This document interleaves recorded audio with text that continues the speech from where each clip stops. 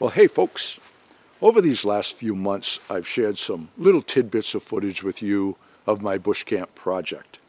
Now, even though we have been extremely busy trying to get our homestead ready for winter, trying to make some progress on our new homestead project, I have still set aside some time for myself, and I've been pecking away at this bush camp that I've always wanted to have. I've spent my lifetime wanting to have a little bush camp like this. I've always seen photos or footage of outfitters, way up in the northern woods, and they have these canvas wall tents and they have these spike camps, and I've always wanted something like that for myself. So I have finally decided to take the time to create that.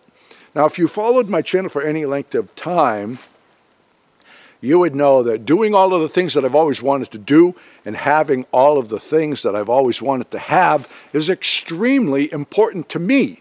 So that is why I am doing what I am doing. Now, I've only shared tidbits of this, and I've had people asking for an update, saying, what's going on with the bush camp? Am I still doing it? So I have decided to make this video. This is a compilation of this whole bush camp project from start to finish, and you can watch it unfold. I hope you enjoy it.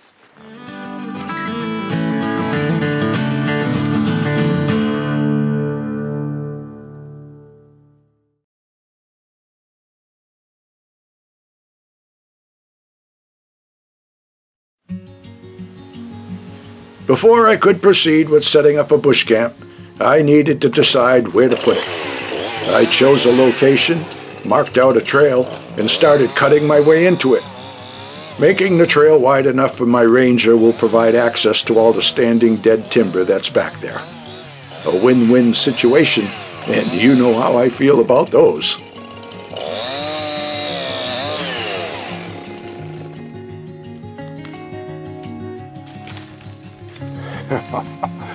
Another dead end. This is not easy terrain. I'm zigzagging through these boulders and stuff, and like I say, I find my way where I could make the trail loop around, and then I have a few spruce that are beautiful and I don't want to take them. So back around in another circle I go. Now this big spruce tree has fallen down on its own. It's already well seasoned, and I'll make good use of it. We won't let this one go to waste.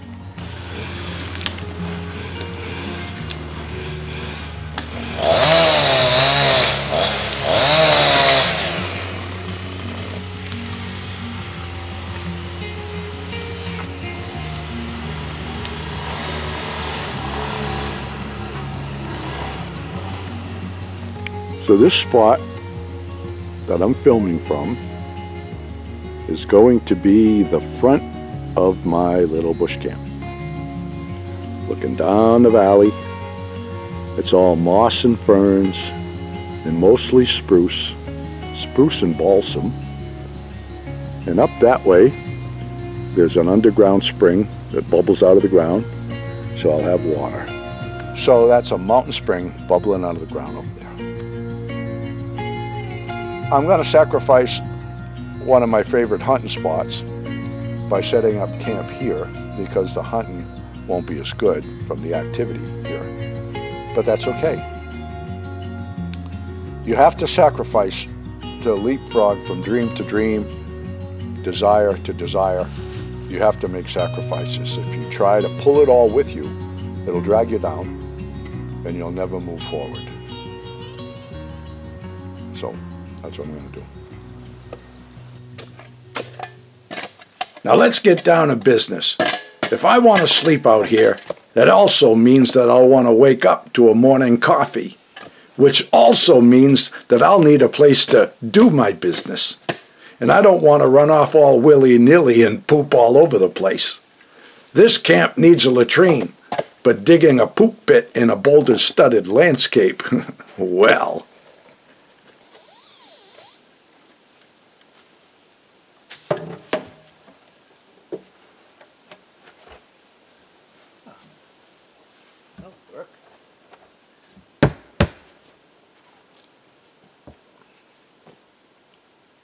going to be great. I'll be able to look over the mossy covered valley while I'm dropping a dookie. Now there's no level tent sites out here. None at all. So I'm trying to make one. But it's got a stump in it. And I'm going to get rid of it one way or another.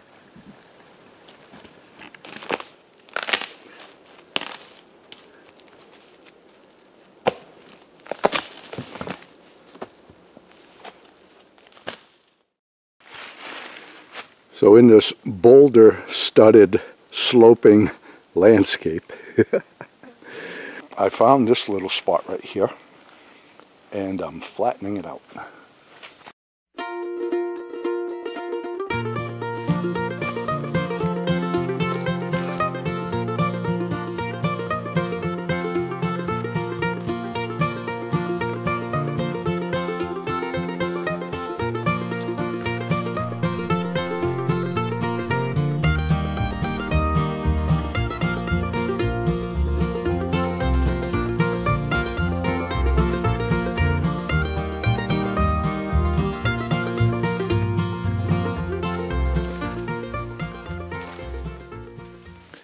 Alright, so I've got that stump out. I've been raking out of here, pulling out all those dead logs and stuff, cleaning up around the campsite. And everything that I could break up, I put there. And I made a flat area. That is the only flat area around. So, here's the tent site. Okay. And then, so up the little trail here, this is the latrine. I got some more work to do to it, and then I got to cover it with a tarp, and that's over the hole I dug. I just got to cut a hole in that. Yeah, man. And then we will be good to go. Literally. You got to have the priorities in order, and I do.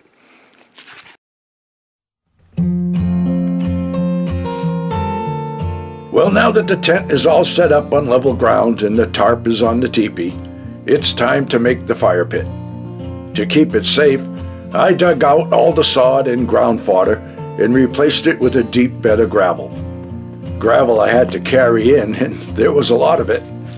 I carried a lot of rocks too, but I found some real dandies, some perfect fits for the job. Working with stone always makes me happy, and making myself happy is why I started this project in the first place.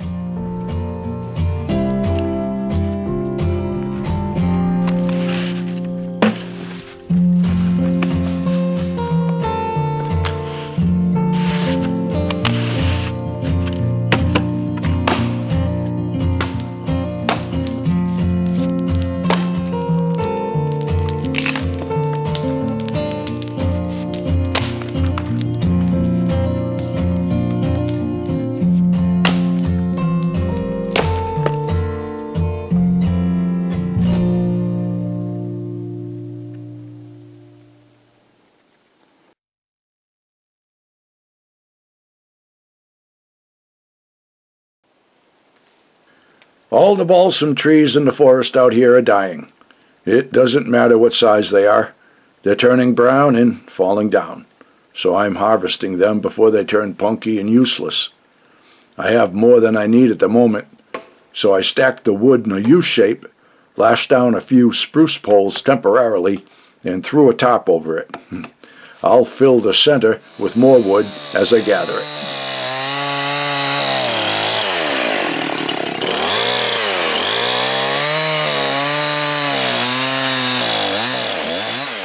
I just stacked it in a three-sided kind of thing, just leaning it against these two spruce trees here, and stacked it up tight.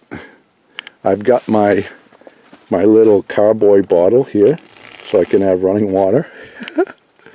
Yeah, man, it's just a wood pile. That's all it is. But it's awesome.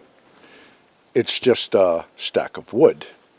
I plan to come out here snowshoeing in the wintertime. I like to Dutch oven cook in the wintertime. A lot of the Dutch oven cooking that I shared with you at the cabin in New York was done in the wintertime.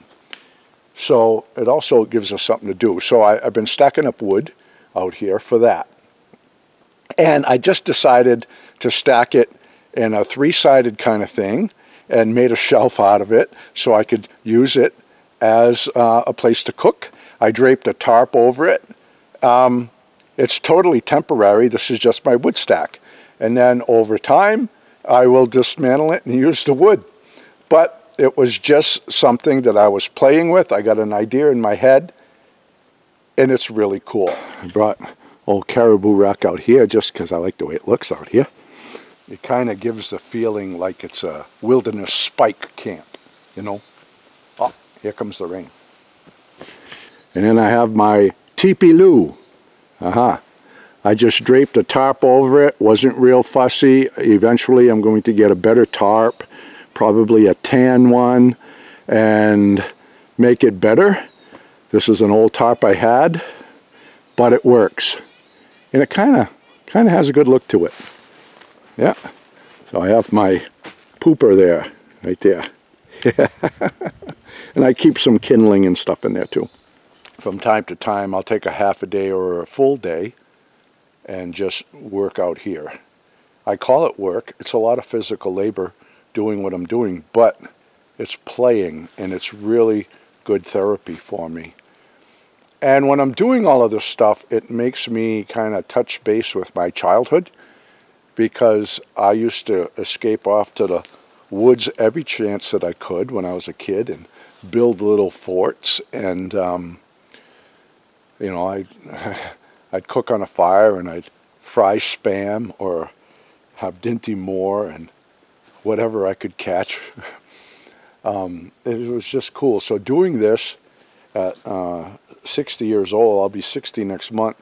So doing this, it makes me feel like a kid again, and that's really, really good. And I highly recommend it. Doing stuff that you did when you were a kid, that you enjoyed, don't let it slip away. You got to do it, because it's been really, really good for me. And over here, my little cooking site here, you saw where I dug out all that sod. And that was a really good thing to do. And remember that gas tank that I found out in the woods? I brought that over to the property, and with a skill saw and a metal cutting blade, I cut the top off and then bent it all over so it wasn't sharp. 2 Dutch ovens fit in that. So I have a fire. See, like I can start a fire in that and a fire in that. And then when that has a nice bed of coals, I can put my Dutch ovens in it. And then this fire here can give me coals to replenish it if needed. I've got my rotisserie here. I just have to finish making the rod to hold the meat. Okay, and I've got my little backing of stones here. I mean, look at the stones. Okay, they fit great. So over time, I'm going to build up this lower end. I have to carry all of that sand and gravel out here in buckets. So I've been doing a little at a time. I will probably run a rope between those 2 trees and string a tarp over it and keep the tarp off of the firewood. That way it can breathe. And I always have my buckets of rainwater and stuff that I bring out here, because I always soak my fire before I leave.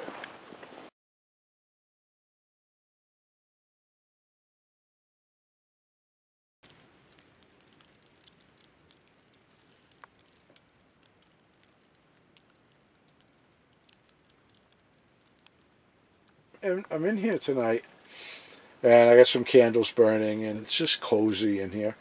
And I've been reading with a flashlight. I have had this book since I lived in my very first cabin. When I went to live in the woods at 21 years old, I had this book. It's Tales of the Canadian Wilderness. I think it used to have a paper jacket on it. And it's just different stories. And it's great reading for being out here. I had another book that one of my friends sent me, but it's all about bear attacks, and I figured, I don't need to read that while I got a bunch of animals creeping around outside. some crunching, and I heard a twig snap. It's probably listening to me and standing still. There it is again. Spooky.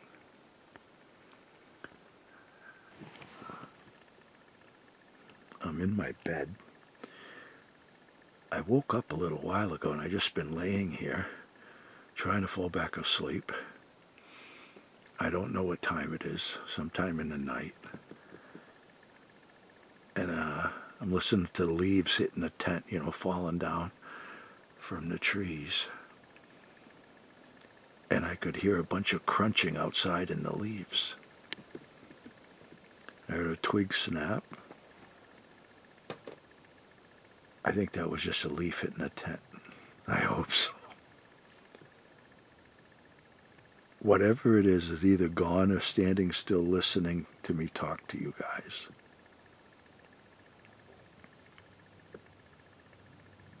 No, I just heard it again. I want to go out and look, but then again I don't.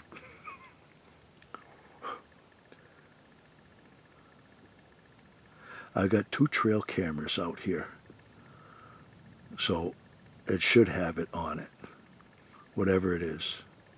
It sounded big. I don't think it was like a raccoon or a porky because it snapped a twig. Anyway, I'm going to put some clothes on and go look. See if it's still out there. I'll shine my spotlight. I brought my spotlight with me. I'm going to do this.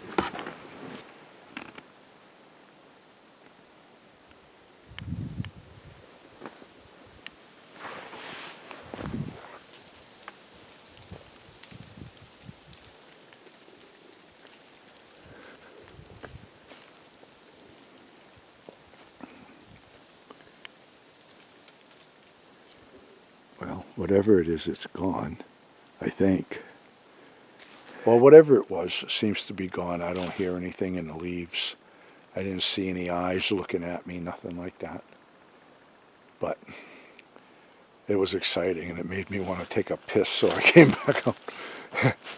But I don't have any fresh food out here. I got a few things in cans and stuff like that, so I'm not worried about a bear trying to get in a tent or anything like that.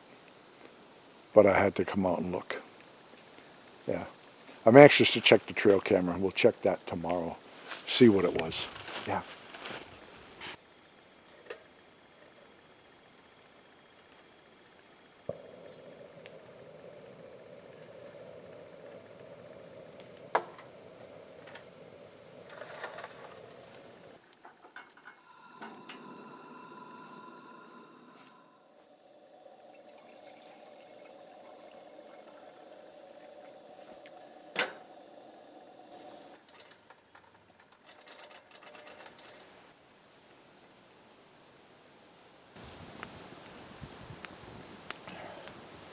You know, folks, with all the billions of people there are in the world, at this given moment right now, I can't hear a single one of them. Not one man-made sound at all. I hear the wind in the trees, the leaves falling. Not one man-made sound. It doesn't matter where you are, way out in the wilderness or in the middle of the ocean, you will always hear jets flying over. And I do continuously, especially in the morning like this. The UPS and the FedEx planes will be flying to Boston or Manchester, but right now there's nothing. Nothing but total bliss. And for icing on the cake, I'm on my own land. A heck of a way to start a Thursday morning, if I do say so myself. At the moment, I have this tremendous sense of freedom a feeling I have felt many, many times throughout my life because of the path that I have chosen, and the path that I have chosen is my own path. And to think about all of the grown-ups throughout my childhood and growing years and throughout my entire life, but especially in my younger years, as they were trying to mold me into what they thought that I should be and put me on that path that they felt I should follow because my ideas didn't fall in line with theirs. And I said it several times because I always reflect upon that guidance counselor that they made me see in 7th grade. And when I told them of my plans, how I just wanted to go live in the woods, we didn't call it off-grid and all that jazz.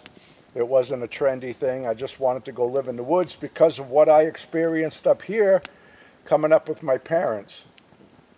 And I saw how blissful life can be and the freedom that you can have and the low cost of it all, really. So it was a win-win type of lifestyle all over the place. There's adversity, but that just brings adventure into your life, and every day is an adventure. So when I told him my plans, and he looked at me and he said, "You're going backwards, son."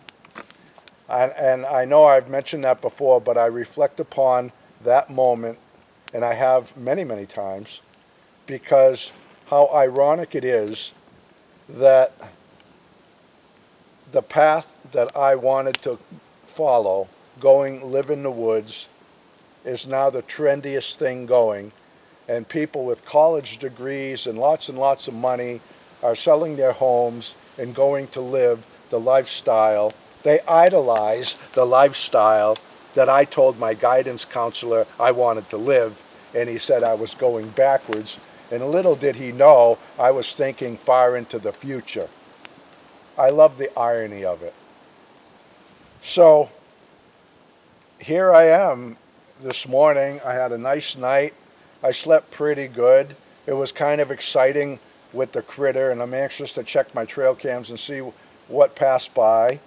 That was just exciting. I never was worried about my well-being, but there was something big going by the tent and mingling around.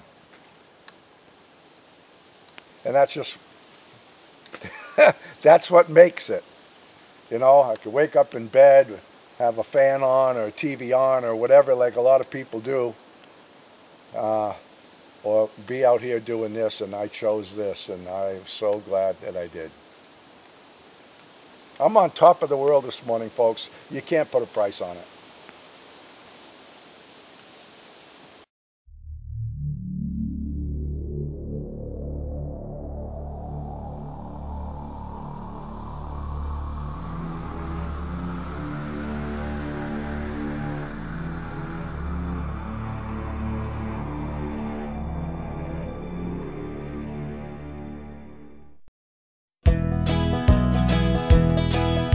Frankie and the boss out walking in the woods, living life happy and free.